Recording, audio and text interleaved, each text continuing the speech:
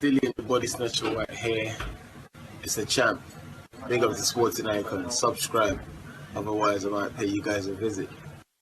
Okay, so the WBA have finally released their top 15 in the heavyweight division to end the year of 2021. Usually the WBA are very consistent at releasing their rankings on the first of each month. So they're actually a couple of days late on this one, but hey, better late than never. So I want to go through all the top 15 names, of course, including the champions, point out what kind of changes have been made, what fights are coming up, what fights have recently happened over the last 3 or 4 weeks, and of course try and justify certain positions, and of course give my idea as to who I think maybe even shouldn't be in the top 15 and maybe who should be and all that kind of thing. So if you like to be kept up to speed with the whole heavyweight division as far as the sanctioning bodies are concerned, WBA, WBC, WBO, OBF, and of course Ring Magazine, yeah, I do the Ring Magazine as well.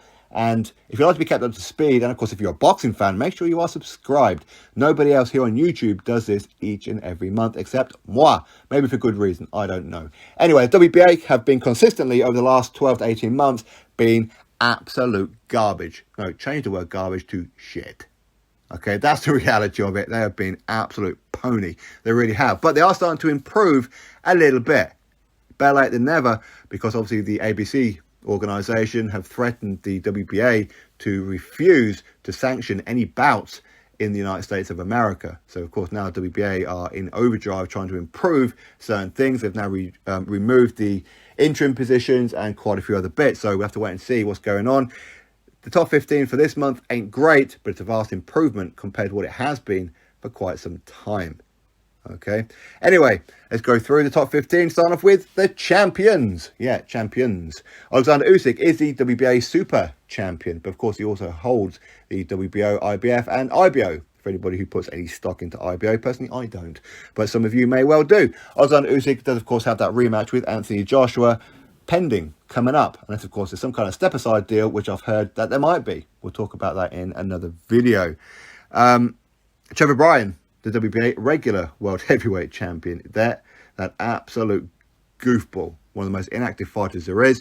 Why is he WBA regular world heavyweight champion? Well, because he's a Don King fighter, and WBA Don King have a very, very good relationship. That's why he's there. I don't have a problem with anybody being a WBA regular champion, not at all. There's a lot of history with that particular belt, not the super belt, but the regular belt. Whereas Trevor Bryan, that's the problem I have, because he hasn't beat anybody. In fact, he fought for that vacant belt against Bermain Stavern last time out. Yeah, that walking potato sack with dreadlocks. That guy.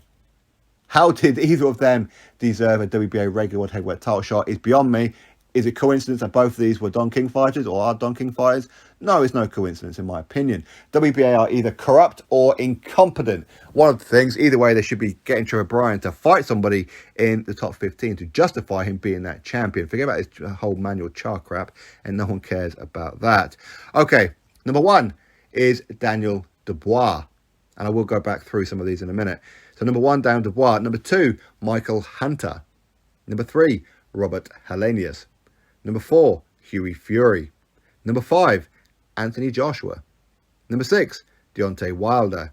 Number 7, Ajit Kabayel. Number 8, Andy Ruiz Jr. Number 9, Arsenbek Makhmudov.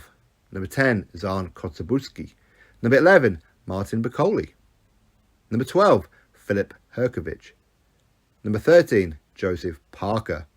Number 14, Tony Yoka.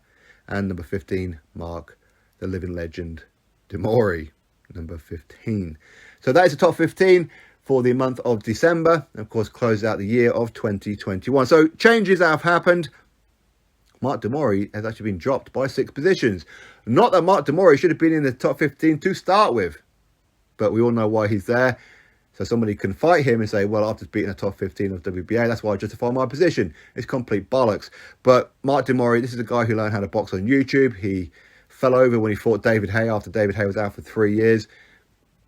I mean, he's an Australian heavyweight, fights out of Croatia, and to be honest, it ain't very good. In fact, I spoke to Stephen Robinson and said, you should get hold of Box on Sky Sports to get you a fight with Mark Mori, because Stephen Robinson would beat the living crap out of Mark Mori. He really would, and take that position. Why not? Somebody somewhere needs to eat, and I think most prospects could probably batter Mark Mori quite comfortably. Really, I think that Stephen Robinson should absolutely destroy him, to be honest with you.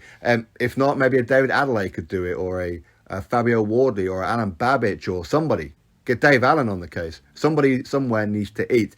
In fact, Michael Hunter, he tried to fight Mike Mori, but the New York State Athletic Commission refused to sanction it due to it being a complete mismatch.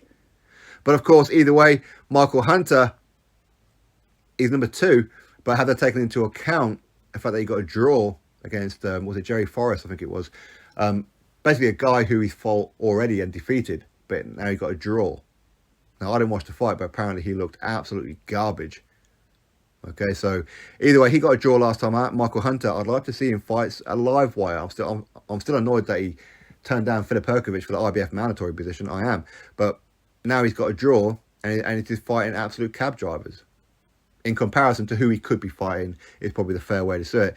But I'd like to see Michael Hunter fight a Daniel Dubois, fight a Hughie Fury, fight a Deontay Wilder, why not? An All-American clash, fight a Martin Bakole or Tony Yoka or someone. I'd like to see him fight somebody good. Let's see how good Michael Hunter is. I think Michael Hunter is a very good fighter, but he ain't proven it lately. And that's the truth of it. I mean, considering he has fought Martin Bakole, defeated Martin Bakole. He has been in there with Usyk. He has been in there with Povetkin.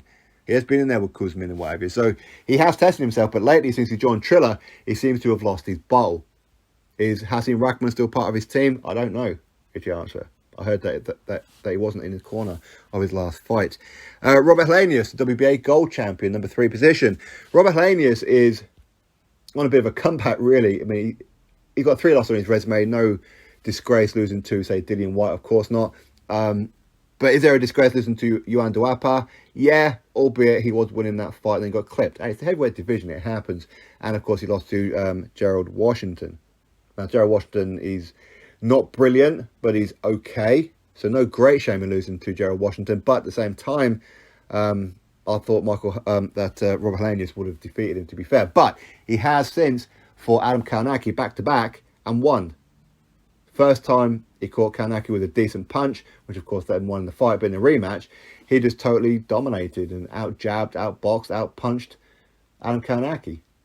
So he's looking pretty good. So I'd like to see Robert Helenius fight somebody. But I still maintain, I know I did a video on this a couple of weeks ago, that Robert Helenius will fight Deontay Wilder next. I do. I know these two guys were sparring partners for their last fights, respectively, of course, with Robert Helenius versus Adam Kownacki rematch and Deontay Wilder versus Tyson Fury Part 3. So these guys were sparring partners for that one. So it's somewhat of an in-house fight, isn't it? Somewhat. I don't know what kind of deal Robert Helenius has with the PBC, but his last few fights have been on PBC shows. In fact, I think like his last 3 or 4 fights have been. So it's somewhat of an in-house fight. It's a fight that you would probably favour Deontay Wilder to win, but at the same time, Robert Helenius is looking a little bit confident now, so you never know. But don't be surprised if that fight happens, especially as Robert Helenius is the gold champion. Unless, of course, WBA are looking at him versus Daniel Dubois for the right to fight the winner of Joshua Usyk. As the WBA will be called next. It will be called next. So don't be surprised at that one either. Hughie Fury, number 4. Now, Hughie Fury, for me, I rate Hughie Fury. I think I rate him a lot higher than a lot of people do. And I think that he's been given a bit of a rough ride in the press and the media and all that kind of stuff, and of course boxing fans, but he does what he has to do to win. He does. But I'd like to see Hughie Fury justify his position. I would. For me, I'm perfectly okay with him being number 4. I am.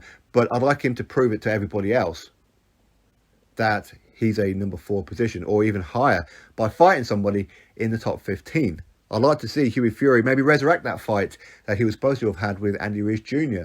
quite a few years ago before Andy Ruiz Jr. pulled out that fight to go fight Joseph Parker for the vacant WBO World Heavyweight title. Fully understandable why Ruiz done that, of course. But I'd like to see Hughie Fury fight somebody there, maybe against Ajit Cabiel. Ajit Cabiel, of course, former European heavyweight champion. Again, he did bottle it against Joe Joyce. Again, Joe Joyce is not in his top 15 for some reason. I don't know why. But I'd like to see Hughie Fury versus Ajit Cabiel. I would. Why not? And it's not an in-house fight as such, but they are both somewhat Sky Sports fighters. Of course, Hughie Fury does have a deal with Sky Sports and Boxer. Ajit Cabiel is a top-ranked fighter. Top Rank have a multi-fight deal with Sky Sports. Bob Arum has already said he wants to put on some shows here on UK soil as well. So why not? So is it kind of in-house? In some ways, it should be relatively straightforward to make, you would thought. But there again, this is boxing and boxing politics, and nothing's ever as simple as that, is it? If not, why not Hughie Fury versus Joseph Parker? A rematch. If Joseph Parker, of course, defeats Derek Chisora. If not, maybe a Hughie Fury versus Martin Piccoli. That would be a very interesting one. I personally would love to see that fight. Or maybe Hughie Fury should go get that Mark Mori and go knock him off. Why not? Personally, I mean, if I could hand pick an opponent for Hughie Fury, it would be Trevor Bryan. Go get that WBA regular strap. Go get that one. Have some bargaining chips at the table to go fight for the full world title at some point. That'd be very interesting. Now, Hughie Fury, he was supposed to fight this coming weekend. He was, but I don't know why. I genuinely don't know why his fight got pulled from that show. No idea. But his opponent, the opponent that he was supposed to be fighting, has now got another opponent, so it won't be him going forward. When Hughie Fury will be out next, I don't know. I'm presuming January, February time. Presuming. But as I said, I'd like to see him fight somebody in the top 15. I'd like to handpick Trevor Bryan, but Don King ain't going to allow that one. I wouldn't have thought. Maybe let's see how good Makhmudov is. Now, we know Hughie would fight anyone. Peter would green light any kind of fight out there. He would. But not a lot of people want to fight Hughie. They don't. But anyway, Anthony Joshua, number 5. Of course, he does have that rematch coming up with Oleksandr Usyk next. Unless, of course, a deal will be worked out between Usyk and Tyson Fury. But again, we'll talk about that in another video. So while Joshua shouldn't be ranked number 5, he should be ranked much higher. Of course, he should. He should be treated with a bit more respect than what he has been here. Ultimately, it doesn't really matter because he's fighting for the world title anyway. So if he beats Usyk in the rematch, which I believe that he will, and I hope that he will, of course, then he's going to become full champion anyway. So his ranking doesn't really matter, I suppose. There is that way of looking at it. Number 14, Tony Yoka. He's going to be fighting Carlos Takam next. Of course, Carlos Takam is a Cameroon fighter, but got French nationality. So it's somewhat a in-country fight, if you like. Why not France? First France in some ways. But Tony Yoka, of course, he was originally supposed to fight Martin Piccoli. And according to Martin Piccoli and Billy Nelson, Tony Yoka bottled it. And now that's why he's fighting Carlos Takam.